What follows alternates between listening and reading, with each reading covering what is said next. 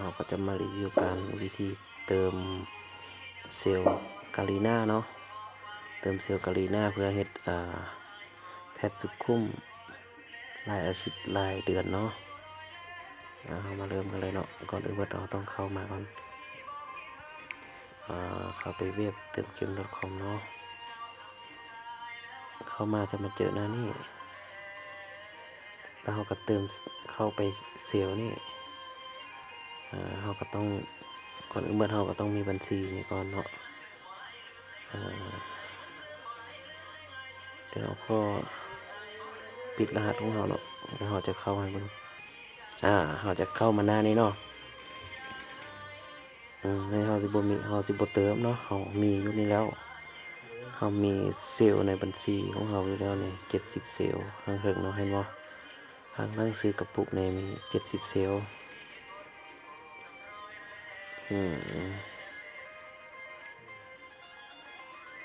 วันนี้เราก็ต้องออกไปเนาะออกไป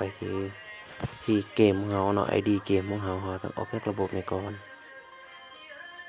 เนาะออกไปเราก็ต้องกลับไปหน้าแรก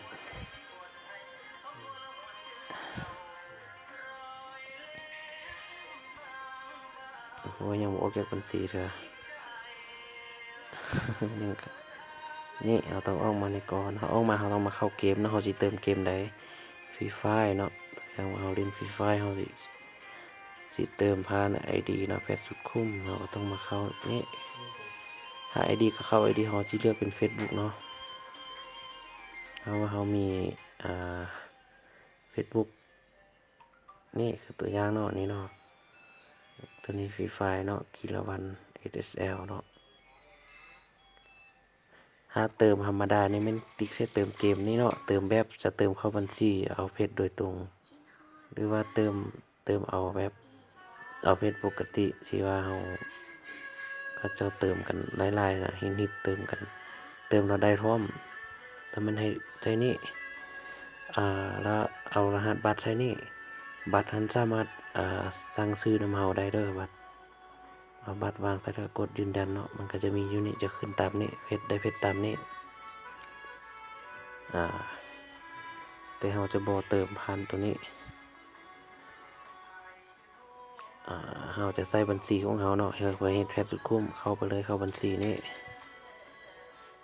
กดเข้าสู่ระบบนี้นี่เราก็ต้องเพิ่มเมลเพิ่มนี้เข้าไปบัญชีกาลีน่าของเราเนาะทีหนึ่งเขาข้อปิดเลยนี่ละลูกซื้อเข้าใส่เลย